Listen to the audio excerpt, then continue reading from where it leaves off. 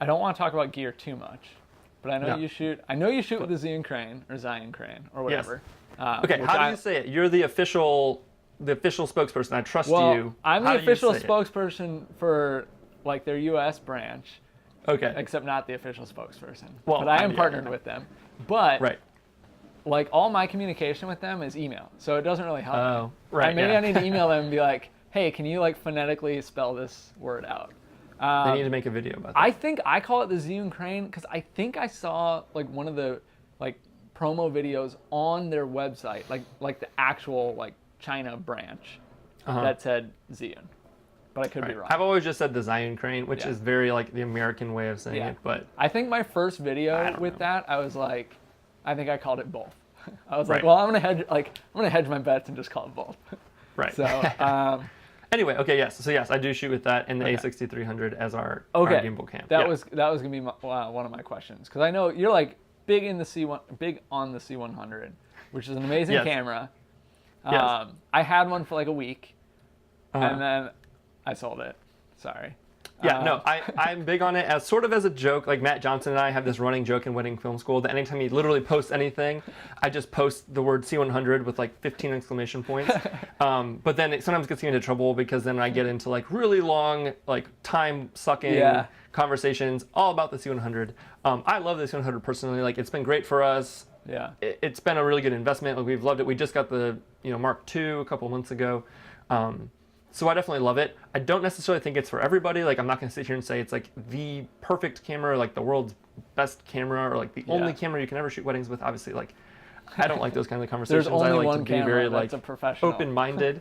But my camera has been recording this whole time, and I don't have to worry about it stopping. So And my camera has stopped, and I don't know at what point because I don't have a Right. screen. So there you go. So that's just one of my favorite things about it. Yeah, just a subtle pitch right there. Yeah. Okay, yeah, no, I mean, I love Canon. If the 5D series had kept, if their DSLR series had kept up with Sony, I wouldn't have switched. Right. Oh yeah. But I did switch from the Canon, from the Mark IIIs at the time, I think, to a C100 very briefly. And I loved, the image was so sharp, like it was beautiful. Yeah. Like built-in ND filters. I didn't have a chance to use the XLR stuff, but like there's a lot on that camera that I loved. I loved that I didn't have to like buy a whole new set of lenses because I could just use the same Right. lens. But like battery life, but I could not, like the form factor was just what got me, and that's why I ended up switching. Yeah, But it definitely takes some getting used to for sure. I mean, I remember when I first switched from the 5D Mark III Yeah. to the C100, it took a little, I mean, it took getting used to for sure. It's funny because like all the cinema people think that the C100 is like tiny, like it's a baby. It's so like baby light. size. But compared to like the C300 or the C500 or whatever, like it is, it's really small. But compared to, like an A7S, it's humongous and super heavy. But yeah, I don't know. I've just sort of gotten used to it, I guess. And all those other things you said, like the sharpness and the battery life and the ND filters and dual card slots and XLRs and like all those things are the reasons why we really love it. And we've been doing a lot of other type of work as well. We make a lot of different courses. We filmed our own course. We film courses for other photographers. We do a lot of YouTube stuff. So all those types of things, the C100 just like makes a lot of sense. But yeah, I mean, we use the A6300 and I love the A6300. It's great. When I first got it, I started using it for a ton of different projects just because it sort of was like, wow, this is really nice. It's so much smaller and lighter and like easier to move around. But at the end of the day, like I still like this one. I'm willing to deal with some of the like downsides of as far as like weight and form factor for the other benefits. But I could definitely, I always say I could shoot weddings with an A7S. I could shoot weddings with a GH5. And I'd I mean, just I as think happy. end of the day, like every camera has downfalls, and I feel like you and I are both like, I know like you would, if somebody was like, what's your number one camera? You'd say C100, and I'd probably say A7S II right now. But like if you asked me a year and a half ago, it would have been the 5D Mark III or whatever. Like the reality is anybody can make a great film. Not anybody. You can make a great film with multiple cameras. Right. And the camera doesn't make the person. And that's the thing I always try to avoid, especially online, because it's really easy online to get into these like debates and you're like defending your camera like with honor and all this stuff. But like at the end of the day, like I think we give too much credit sometimes to our cameras. We're like, Yeah. oh, look at this amazing film I shot with the GH5. It looks so great because of the GH5. Yeah. And I look at that and I'm like, no. That film looks amazing because you use light really, really well, and you use camera movement intentionally, and you were very specific with like where you placed your clients and like all the different shots that you got, and using focal lengths intentionally. Like all those things were great, and you did an amazing job. Yes, it's very sharp, and yes, it's very crisp, and it looks great in 4K 60p. Right, but the reason the film is not amazing because of that. It's just like an added bonus. Yeah. And the same thing with us. I mean, people look at my C100 stuff, they're like, oh, it looks soft, blah, blah, blah, whatever. I'm like, well, maybe compared to the GH5, maybe, but my brides don't know that. Like, they don't care. Yeah. They don't know the difference. Like, to them, it looks good. The lighting looks good.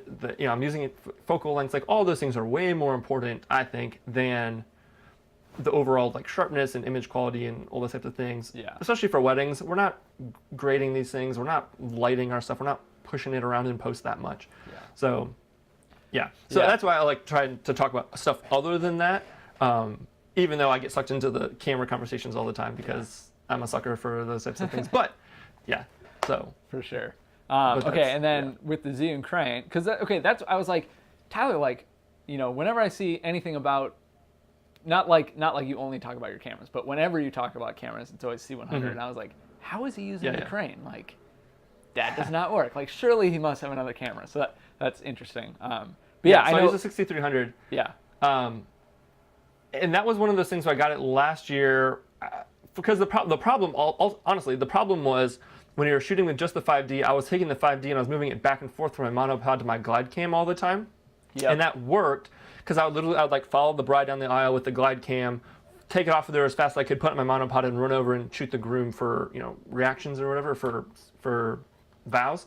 And that worked. But then when I got the C100, I didn't want to put the C100 on the glide cam because it was just like too heavy and like too much, and it was just hard to balance. And so then I was like, I need a different solution. Like, this isn't going to work. So then I was using the C100 on the monopod, and the 5D was always on the glide cam, and then Ash was shooting with the 6D. Yeah. I'm like, this is dumb. We need to be using like our better, like the 5D should be used in priority over the 6D. It doesn't make sense to have the 5D on the glide cam all the time, all that stuff. So I got the 6300, and it took me a while to like dial it in, to like figure out the right settings and the right like the way to use it and all that sort of stuff. But once I kind of figured that out, it's been amazing. I mean, using it with the crane has been fantastic, and I think I've gotten to a point where people can't tell the difference between the C100 shots and the crane shots and the 6300 shots.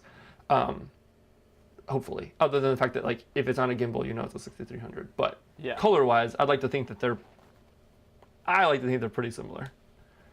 For sure. So I forgot what I was going to say. I was like resetting my phone to make sure that I could see everything. I'm going to check my camera real quick too. But I know like we switched from the Ronin M, which we had used since it came out, to the crane. I remember like, oh my gosh, so much nicer. Like my back is not dead after I don't have to carry the stand around. So I was all about the Z and crane. I was pumped. Yeah. So that's what I really considered for a long time getting a Ronin. I thought, once eventually someday I'll get a Ronin. And I worked for our church for a while, and we bought the full-size Ronin to put with our C100, and it was great. But after like 5 minutes, you want to kill yourself because your back is like so sore, and you have nowhere to set it, and it's just like not super great for weddings. It's bigger. But I did see, interestingly enough, on Zion Crane's Instagram this morning, they had a video of them putting the C100 on the Crane 2. Yeah. So now I'm like super intrigued by that because that would be amazing. Okay, it's funny you say that. So a couple things. One, so we switched to Sony, a year or 2 years ago, and that's like the Crane 2 is making me contemplate switching back to Canon. So that was like that wasn't like the only decision. Like there's a lot more to it, but I was like, a big part was I didn't want the Ronin anymore. I want to use something that was one-handed, and the Canons like just didn't fit on there. And so, but now I'm like, but now the Crane 2 holds 8 pounds or whatever. Like, I don't know. We'll see. We'll see what next year looks like. But I also feel like I've really got my like I'm just like the last few weddings, I'm really getting my color where I want it with Sony, and that's been like a really long, like color and exposure and just the way it handles highlights and stuff has been like a change, you know. It's very different. Yeah, it's definitely very different. So, but yeah, so okay, so one of the things like I mentioned in this can be for you too. So with my partnership with Zhiyun or whatever US, like I just checked, so my like discount code still works on the Zhiyun Crane too. Ooh, perfect. Which is sweet. So if you want to use it, it's RDM, Redmond Digital Media, 10 off, all caps. So it saves you like $75. Nice. Which I mentioned that I would put that out here on the live video for whoever wanted to watch. No, that's perfect. It wasn't. I need to think about it because I just bought a new lens for the 6300. Yeah. Which made a huge difference, by the way. Which lens? So okay, this is one of those things where I'm like, I feel like an idiot because my whole like career, I've always preached like buy good glass, like invest in good glass. Good glass is important. Good glass is more important than a camera. I've always preached that. But when I got the 6300 in the Crane, I wasn't really sure how I was gonna like it and all that kind of stuff. So I just bought the cheap little 16 millimeter pancake lens for it, which is a 2.8 lens. I was like, this is gonna be fine. It's like $200. Like I'm just trying this thing out. Like I don't really know what it's gonna work out. Blah blah blah blah blah. All this stuff. And then it was just fine, and I never really like thought that hard about it. I just used it forever. So for like a year, I was just using this $200 stupid lens, just because I don't know. It was just like the lens that I had, and I didn't want to invest more money in a Sony lens because I only have one Sony camera. So I just thought that was dumb. And I have the adapter, and I probably could have done that. Then I lose autofocus and all that stuff. So anyway, so finally this year, I was like, all right, I need to get a nicer lens for this. Let's just buy. So I bought the 16-35 f4. I was a little nervous about the f4. I've never bought an f4 lens before, but I was like, I think that it'll be good for this. Most of the time I'm shooting at 5.6 outside anyway. Inside, I've got enough ISO room where if I need to bump it up in receptions or whatever, I can. And I was like, if it's really dark, I'll just switch back to the 2.8 and it'll be fine. I did a side-by-side comparison. I'll have to send you the photo. It was literally like night and day. That's awesome. Like, I was so mad at myself. I was like, I can't believe I've been delivering footage shot on this $200 lens for a year. Like, I'm embarrassed for myself. Yeah. But yeah, so I just bought that lens, which is really nice, and it was kind of expensive. So I'm like, gosh, I don't know what I want to do now. I want Sony to come out with a 6700 now or whatever. I'm ready. That's the only Sony camera I care about. Yeah. Or an A7S III. I mean, honestly, I would consider the A7S III if it was, depending on what is in there, as opposed to getting, because I don't know what, even if I had a Crane 2, I don't know if I'd want to, because we have two C100s, I could put one C100 on the Crane and one on the monopod, but I like having it to be independent, so I don't know. We'll see what happens, but I need Sony to come out with the 6700 and A7S III so I can make my decision easier. For sure. That's the constant game of being a wedding videographer. Yes, exactly. Okay, so last thing that I know I wanted you to, because like I want to hear this. Give me like the lowdown on your same day edit thing. Like, so I don't do same day edits. Yeah, not yet. I'm afraid of them. Yeah, maybe in like 10 minutes I'll be super motivated and that's what I'll do from here on out. Probably not, but maybe. So I would love to hear like, when you, like, why did you decide to do that? Like, because, you know, one of the arguments, of course, like, oh, you know, you could have charged X amount of dollars for that. But like, you guys are throwing it, you guys are just doing it, right? And I think, my guess is that's going to somewhat go back to client experience.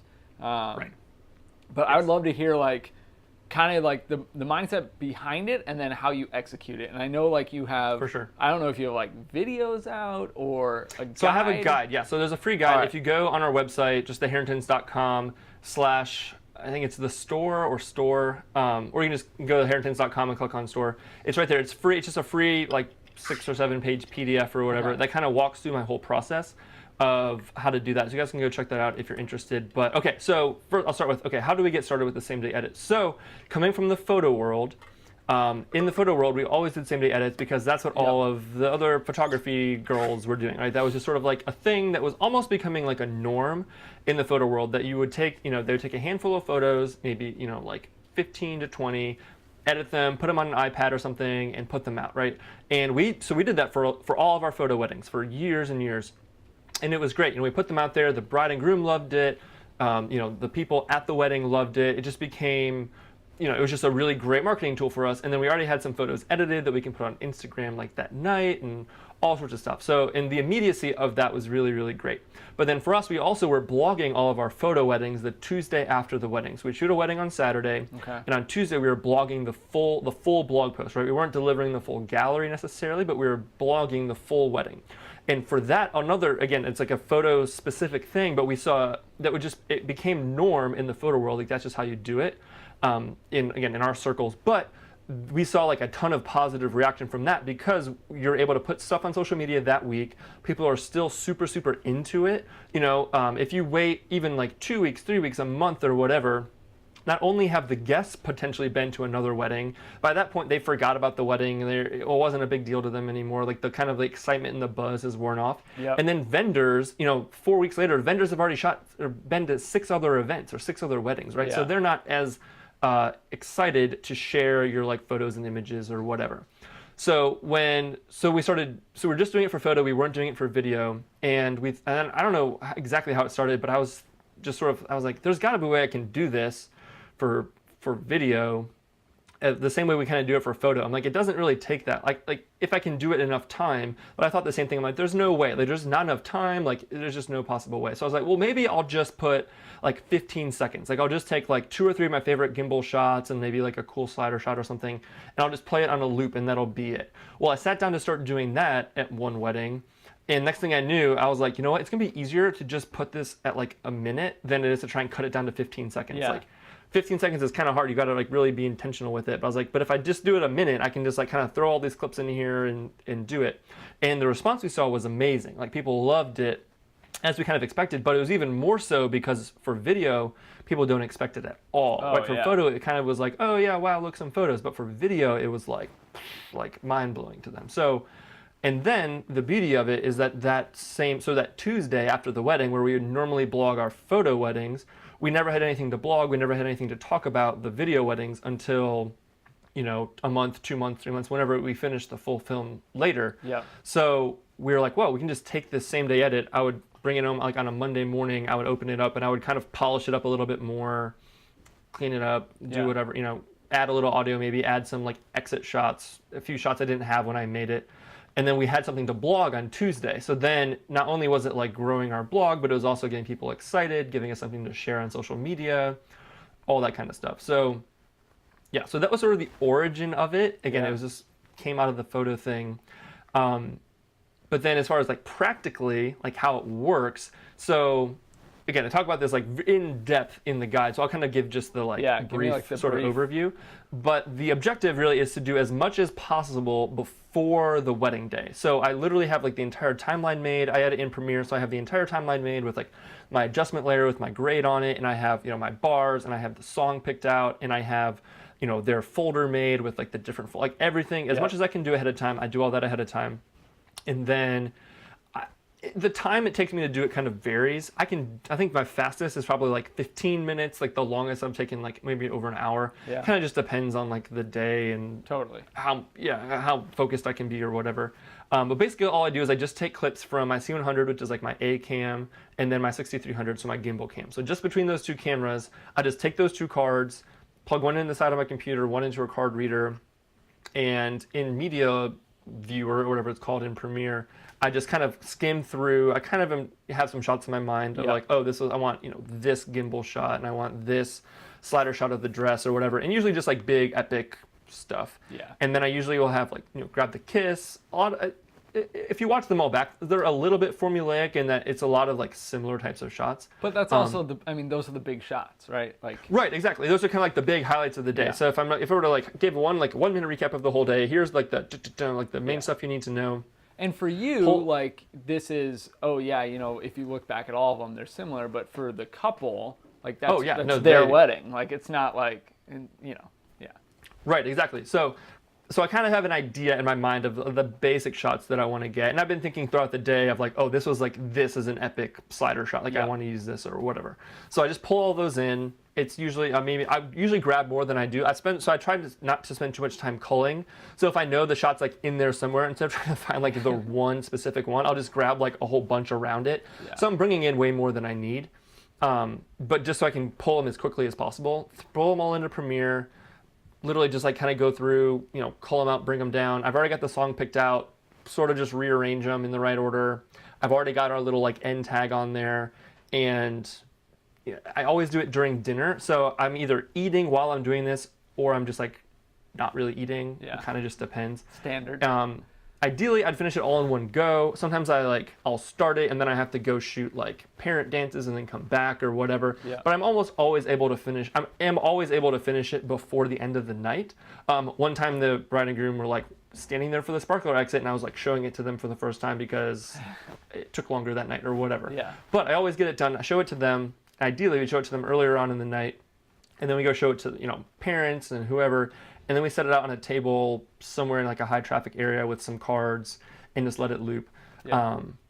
And it's been, again, people think that it's like not possible, but it's really, if you think about it, a minute worth of clips of like epic glide cam shots and a few good slider shots and like the kiss. Yeah. It's really not that hard. I don't think. Once you get a system down, it's not that hard to pull together. Totally. So one of the things we implemented this year in restructuring our packages was a teaser that we did within 3 days of the wedding, but pretty often we're doing it as soon as we can. But and that's so it's the same idea, and this is rough, and that's the thing I want to highlight to people is that like the thing you see on the blog is the polished version. What I'm showing them isn't as polished. Like I do definitely do some color correction. Yeah. I have like a general grade that goes on top of all of it, but it's not perfect. I don't put any audio, like any speaking audio. It's just like a song, and sometimes I use the same song for like 4 weddings in a row because. I'm just like, I can't find another one I like, and like no one else is gonna see it. Yeah. So it's just a bunch of really like, again, beauty shots. There's not a whole lot of storytelling necessarily. Yeah. It's just to get the bride and groom excited and to get everybody else excited. And then when I polish it up and I add some more, jazz it up a little bit, then we post it on social media and post it on our blog and all that kind of stuff. And it just helps to keep us like front of mind. And it's been great. And again, ultimately, like, it all comes down for us to client experience. The client experience is the most important thing, and that's just sort of like the cherry on top of the whole experience for us. So we try and treat them really well from the first inquiry all the way through their final delivery. And that's just sort of the thing where they've had this amazing day with us, where they've got to interact with us and like feel really loved by us. And then on top of that, we surprise them with this thing that they didn't expect, they didn't pay for, they didn't, have any idea it was coming. Yeah. But then when they get it, then that's when they become like raving fans, and they can't stop talking about it, and they want to tell everybody they know about how great it was. And like I said, we've actually booked a couple weddings from people who've seen the same day edit. We had one that earlier this year.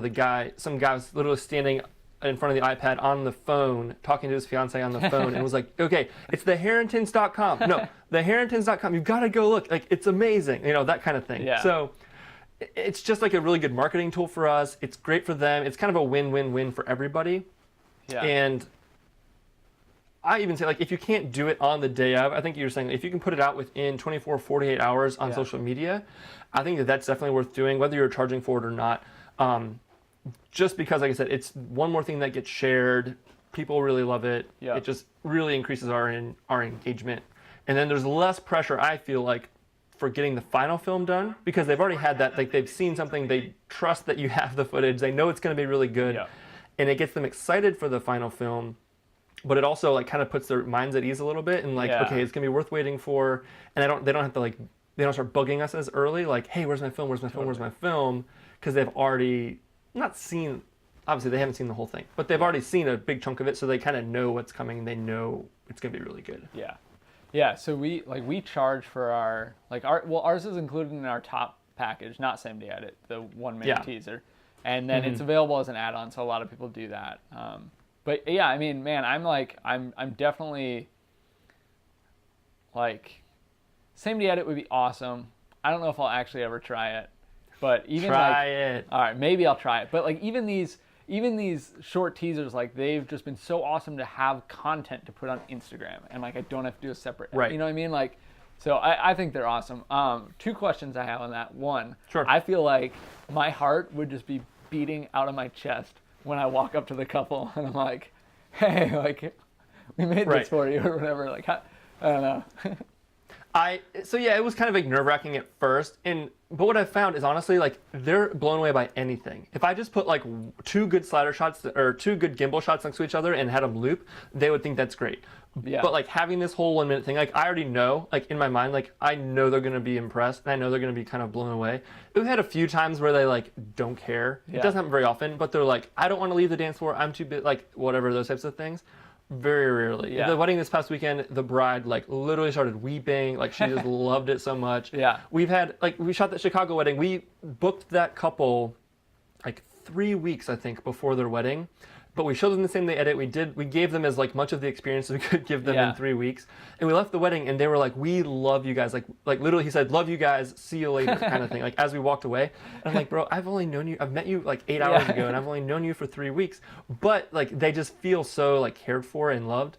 And again, it's not saying if you don't do a same day edit, your clients are going to think that you hate them or whatever. Obviously not. But for us, it's just been like a really awesome thing that we've been able to do. And I don't know. So the guide, like I said, it kind of walks through step by step, literally like everything that I do, my thought process I go through when I'm picking clips, what clips to pick, those types of things. Yeah. So if anybody out there is interested, definitely go check that out. Just go to herrintons.com. You'll be able to find it. But I think we should just try it. I always say it's not as hard as you might think. Yeah, we've done photo same day, which I think is a lot less work. But right. Oh no, yeah, definitely. But it's like a similar setup, kind of like you're doing it during dinner. You're finding a way to present it. You're putting it in a high traffic place. Like, I think, and you said you're using an iPad, right? Is that what you're presenting? Yeah. So so I just airdrop it to my iPad, and then I have a special app on there. It's called like Loop EDO or something, and it just loops it like indefinitely. Yeah. That's awesome. That kind of thing. So I love hearing like it's been great for us. We've been doing it for, this is like our second full season doing it. Okay. And it's been great. I mean, people just really love it. So yeah, I like it's refreshing to hear. Like I think everybody like back in their mind is obviously aware of their client experience, but like I feel like we definitely keep that in the forefront, and like that's a big part of what we do. And so it's cool to hear, as other people, especially in the video world, that's like a big part of how you're approaching things and making decisions. Yeah. No, for sure. And it's definitely refreshing. And I think it's part of the reason why clients, like other wedding professionals, like to refer us. Yeah. And it's another reason why like our clients love to refer us, and why it's not necessarily like hard for us to book weddings. Like I said, we did have that one spell where it was like slow or whatever, but for the most part, we've always been able to book weddings pretty consistently, no matter what we do with our prices, and if we change our films or lower the time or whatever, all that kind of stuff. It all kind of comes back to that, and this is what we always talk about. So selfless plug here. So we actually just filmed a business basics of wedding filmmaking course. Maybe basics is the wrong word, but it basically kind of walks through like the entire process that you need to like get set up as a wedding filmmaker. Yeah. And then we also go really deep into our client experience and our process that we do. So we just filmed that. We did it in front of a live audience, which was really interesting and actually really fun. But that's going to be coming out probably like later this year, maybe like early 2018. Nice. But I had a reason for saying all that. So the thing I say in there a lot, and the thing that we talk about all the time, is that everyone has great work, right? You look at all these different wedding filmmaking groups, and everybody has great work. It doesn't matter what camera they're shooting with, where they're from, like pretty much like there's tons and tons and tons of people who are making great work. Yes, we're spread out all over the country, but for us, if we're competing on work alone, that's never something we want to be competing on, because if it's just based on the merit of our work or based on our pricing, then we have no advantage. Like they can price shop around, they can always find somebody who has similar work. Like again, the brides don't really know that much of a difference anyway. They'll always be able to find, and there's always gonna be somebody who's better than you, and there's always gonna be somebody who's cheaper than you. But the one thing that no one can ever take away from you, and the one thing that we always have that's like invaluable, is us and our personalities and the experience that we offer. So that to us is way more important than having like the latest and greatest camera or this or that or whatever. Like we have what we need to make good weddings. And I say that we just bought a bunch of stuff, but like we hadn't bought gear in like 3 years, honestly, because we had enough to just make the films we needed, and we were trying really hard just to focus on the client experience and all that kind of stuff. And the same day edit has been that one like golden ticket, like the one thing that we can offer that like I don't know anybody else in our area who's offering that, you know.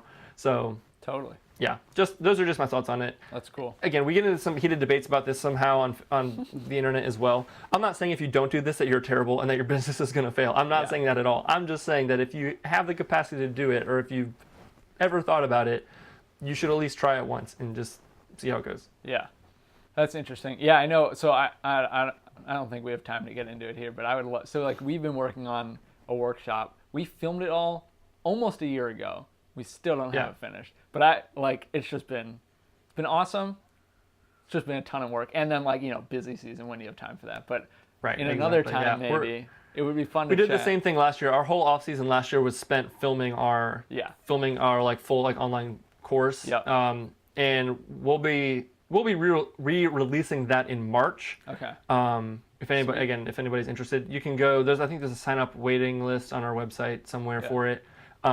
But yeah, it's hard, man. It's a lot of work. People think that it's so easy, but it's not. I mean, creating the content is really difficult, but also just selling it and promoting it and keeping up with it. It's just a whole lot of work. So. Even just figuring out how to do that stuff, and we didn't do it in front of a live audience or whatever, but at another time it would be fun to pick your brain about that, because I'm sure that was an interesting experience. No, for sure. Yeah. It's a very interesting world. Again, that's another world that we're just kind of starting to dip our toes into. The whole online education world. I feel like it's very interesting. I feel like I might have actually originally, well, like I said, we knew you because we were like, oh, that's the people who work with Caitlin James a lot. Right. And then, I think I found you on Facebook or, through whatever groups, but I think I had found you on YouTube originally, along with Craig with Wedding Film School and Matt too. And I don't know either of those guys very well. I actually reached out to Craig a long time ago, and I was like, this is before I did anything. This was right after that conversation I had with that guest at the wedding. I was like, hey, Craig, I love what you do. I don't know if you look for people to do it for you or with you, but at the time he wasn't, but maybe someday I'll meet him. But yeah, so I feel like we started our channels for tutorial stuff at similar times, and so I feel like we've been kind of on that similar path of going down online workshop and tutorials and education in general. And but that's not what I want to focus on. But the last thing I want to focus on, I know I've kept you for an hour already. But one of the things, so this can be really brief. I don't know if you have here's 2 minutes, here's my biggest tips. But one of the things that I think you do really well, and I touched on this in the very beginning, is the social media aspect, and a big part of that is blogging, which I don't see. Like I said, we blog weddings. We blog a wedding if it fits our style and our brand and whatever. But you mentioned doing blogs. I know you're doing the YouTube tutorial videos, but you also do some blogs of just tutorials or just random stuff that's not hey, here's our latest wedding, which is what every single blog post of ours is. Right. So what is your, and you also seem to have a very streamlined, you were shoot the wedding Saturday, post this Tuesday, you know what I mean? So could you just really briefly recap what is that timeline of things and that you're doing, and maybe touch on the blogging, because that might be. So I will say just right off the bat, I'll give you as much information I can give you. That's definitely Ash's realm. Ash is the keeper of the blog. She is the voice of the blog, and all that type of stuff. But as far as strategy and stuff goes, I definitely know where we're at with all that sort of stuff. So the blogging thing is really interesting. We actually just had a conversation about this recently with some other friends in the industry. I feel like blogging has definitely changed over the past, I don't know how many years. When I first got into this in college, I would wake up in the morning and I would be like, okay, got to check all my blogs. I had, 6 or 7 different photography blogs that I would check every single day. And I would go there on a daily basis and kind of check and see what kind of new content they had, what they were up to, if they had any new tutorials, tips and tricks, whatever. And that's sort of how I learned and grew my business from the very beginning. Yeah. But I feel like people don't do that anymore. I feel like that sort of changed. And I feel like Instagram has sort of taken the place of that sort of blogging every single day, blogging your world, blogging your life, as a personal tool. And originally, so kind of backtracking a little bit. So originally blogging was a way for us to build a personal connection with our clients. That was a huge thing. People got to know about us, know what we were all about, and put not only names to faces, but also know things about us. Because we found that if people know who you are and they care about you and they're invested in you personally, they're way more willing. Again, it comes down to the whole thing. That's something valuable we have to offer that nobody else can. So that was part of it from the beginning. Nowadays, I would say with blogging, our main objectives are SEO obviously is like a huge thing. Being able to show up on SEO, and we have a couple of different blog posts that are just like randomly rank high in Google for whatever reason. We kind of just got lucky with keywords that we get, you know, a big chunk of our traffic every day are from these like 3 blog posts that people just happen to be Googling a lot. Tutorials and things like that.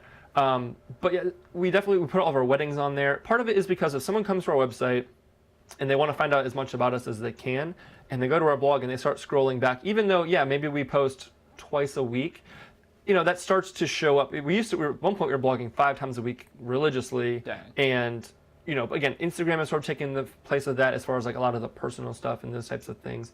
But yeah, so Ash's whole goal when it comes to blogging is really to build a connection, which is, again, more Instagram, SEO, highlight our brides and grooms. It gives us an opportunity to talk about them personally. And that's something that's really important. So when we blog their wedding, we're not just saying like, hey, check out this great wedding, it was so fun, and like, here's the thing. Ash really goes and she like takes a lot of time to like tell their story, like how they met, how they got engaged, all those types of things, and really like talk about the couple, what we loved about them, all those types of things, because not only does the couple feel really loved from seeing that, because like, wow, they really know us, they're really paying attention when we talk to them, but other clients, like potential clients who are coming in the future, they read all that kind of stuff and they're like, oh wow, like they really do know their clients, they really do know their stories, and you know, we always say like we make story-based films, so like all those sort of things just kind of like really play into that. So yeah, that's sort of like a strategy behind it. Nowadays it's mostly weddings, tips and tricks to kind of like boost educational stuff, SEO stuff like that might educate brides as well. Honestly, if we get an email about something more than 3 or 4 times, we're just write a blog post about it, and then we can send that blog post to whoever's asking. For sure. A lot of that stuff I do make into YouTube tutorials. You know, if it's video based, I'll make it into a YouTube tutorial. But I'll also make a blog post about it as well. Again, just because why not? And then the last thing is going to be as far as like timeline wise, like what we try and do. So yeah, so we shoot the wedding on Saturday. Our goal is we show them the same day edit. The Tuesday after the wedding, we're blogging the wedding, the sneak peek that we call it. And then honestly from there we don't really do much with that wedding until, we'll post it on the blog, post that link to the blog on Facebook, on social media, all that kind of stuff. We'll both post the film, the actual film, to our Instagram, those types of things. That night we will post the actual video natively to Facebook around like 7 or 8 to let it kind of get some legs and kind of grow in there. The next morning we usually boost the post. We put like, you know, 10, 15 bucks behind it just to get some more eyes on it. And since it already has a little bit of organic reach, that we found that helps more. And we kind of just let that run and let that ride. And then we do the same thing kind of all over again when we post their full film. So same kind of deal. We'll try and blog it on, usually we try and do full wedding films on Thursdays. Same kind of deal. Post it on the blog in the morning, share that to Facebook, share 1 minute of it on Instagram, linking everybody to the blog. And then that night we'll post the full film natively to Facebook. So, and you guys, that's like, you guys are very strict. I would be ashamed to tell you my timeline, which is it's always that's on the time. goal, obviously. Ash is really good at posting on Instagram. Ash is like the Instagram queen, I always say. So she's really good at engaging with people. And her whole thing with all our social media stuff is to really just connect on a personal level.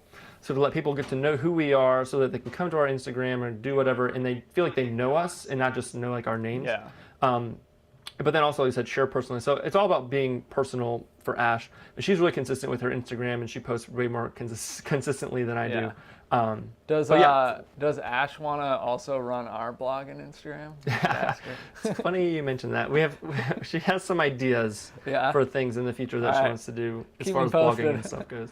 But I think like I just noticed like that was one of the things that I've seen scrolling through your guys' Facebook and stuff, and like seeing your blog posts and whatever. And I guess I didn't key in on that it was like every Thursday or every Tuesday, you know, whatever. But like, and I knew it was often.